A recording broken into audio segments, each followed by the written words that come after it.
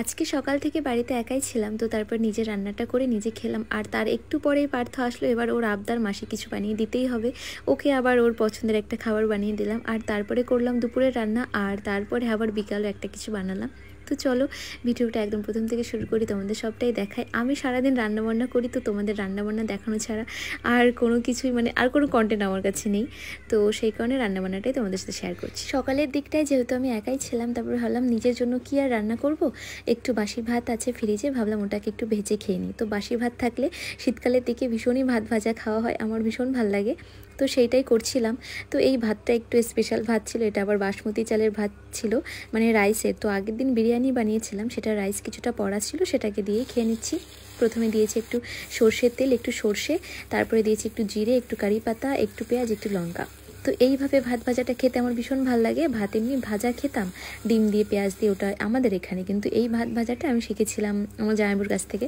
ওনার নানান রকম রান্না, নানান রকম আইটেম, সেগুলো অন্যদের রান্না, তো মারোয়াড়িদের রান্না একটু আলাদা রকমই হয়। তো যাই হোক, তারপরে দিলাম একটু টমেটো, তারপরে একটা ডিম দিলাম, আর ওটাকে সুন্দর করে ভেজে নিলাম। তারপরে ওই ভাতটা অ্যাড করে দিলাম, আর একটু লবণ দিয়ে আবারও সুন্দর করে কিছুটা সময় ধরে ভেজে নিলাম।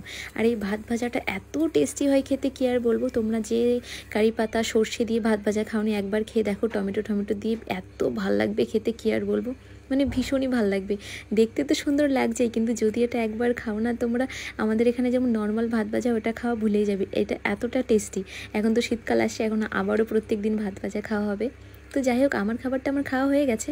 আর বাইরে প্রচণ্ড বৃষ্টি, সকাল থেকে বৃষ্টি হয়ে যাচ্ছে। তারপরে এসেছে পার্থ, বলছে মাসি তুমি এত রান্না করো, আজকে তুমি আমাকে ফ্রেঞ্চ ফ্রাইজ বানিয়েই দেবে। এবার যতই হোক বড় লোকেদের খাবার, সে যাই নাম হোক না কেন, এটা তো একটা আলু ভাজা, তাই না? তো তাই ওকে বানিয়ে দিচ্ছি, যেহেতু আলুই তো লাগবে, আর কিছুই লাগবে না। একটা আলু যদি ভেজে দিই, ওটাই খেয়ে যথেষ্ট খুশি হয়ে যাবে। তারপরে আলুগুলোকে সাইজ করে সুন্দর করে কেটে নিলাম, ওর উপরে একটুখানি লবণ মাখিয়ে দিলাম, তারপরে দিলাম একটু কর্নফ্লাওয়ার, এটাকে দিয়ে ভালো করে মাখিয়ে নিয়ে তারপরে এটাকে মাখাচ্ছিলাম, এখানে হচ্ছিল না, ওটা একটা প্লেটে নিলাম। তারপরে আবারও একটু সুন্দর করে মাখালাম। এই যে ফ্রেঞ্চ ফ্রাইজ, এই ভাজার টেকনিক কিন্তু অনেক রকমের হয়, বাট আমি ইজি ওয়েতে এইভাবেই ভাজি। সেই তো হবে আলু ভাজাই, আর একটু ক্রিস্পি ক্রিস্পি হবে, তাই না? তো সেই কারণে একটু সময় বাঁচিয়ে রান্না করতে গেলে এমনভাবে রান্না করতে হয়। অত সব ক্রাইটেরিয়া ফলো করতে গেলে আর রান্না করা লাগবে না, আর খাওয়াও লাগবে না। আমি তো সেটাই মনে করি, যে একই রকম স্বাদ যখন হবে, তাহলে আমি নিজের মতো করে রান্না করব, তাই না? তারপরে দেখো ফ্রেঞ্চ ফ্রাইজগুলো সুন্দর করে আমি ভেজে নিলাম, আলু ভাজাগুলো ভেজে নিলাম। তারপরে একটুখানি সাজিয়ে পার্থকে খেতে দিলাম। আর ও তো ভীষণ খুশি হয়ে গেছে, আমি যা চেয়েছি আমার মাসি আমাকে দিয়েছে। ও ভীষণই খুশি হয়ে গেছে। শীতের মধ্যে যেহেতু বৃষ্টি হচ্ছে, কাঁথা গায়ে দিয়ে বসে আছে, তারপরে খেলো, ওর ভীষণ পছন্দ হয়েছে। তো যাই হোক, ওর খুব ভালো লেগেছে, এটাই অনেক বড় ব্যাপার। তারপরে আমি এসে দুপুরের রান্নাটা করতে, আর বাইরে বৃষ্টি হচ্ছে, কোথায় বা যাবো, আর তেমন একটা কোথাও যাওয়াই হয় না। আর বৃষ্টির দিনে ঘরে বসে বসে রান্না করি, কি আর করবো, মা আসলে মার কষ্টটা তো কম হয়ে যাবে।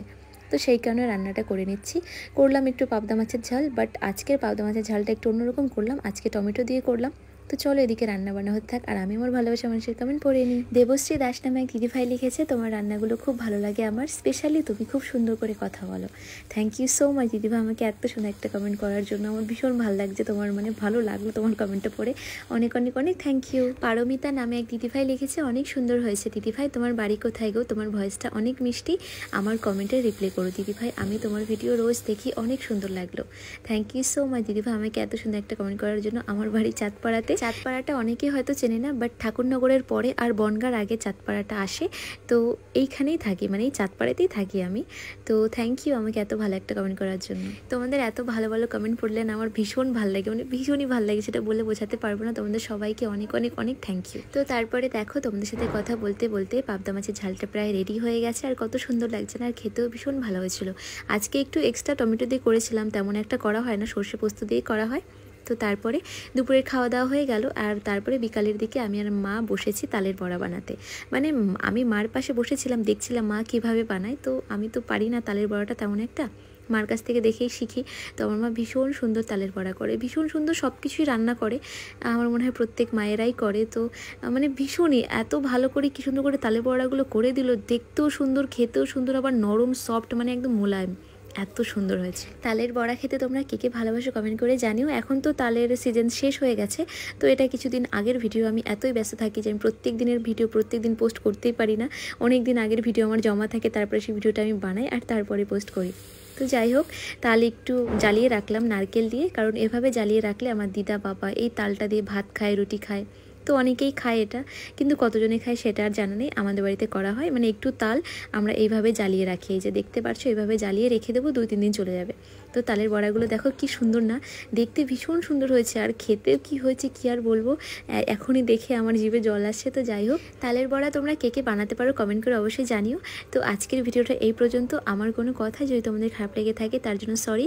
সবাই ভালো থেকো, সুস্থ থেকো, আর তোমাদের সাথে দেখা হবে আবার অন্য কোনো ভিডিওতে। ততক্ষণ টাটা।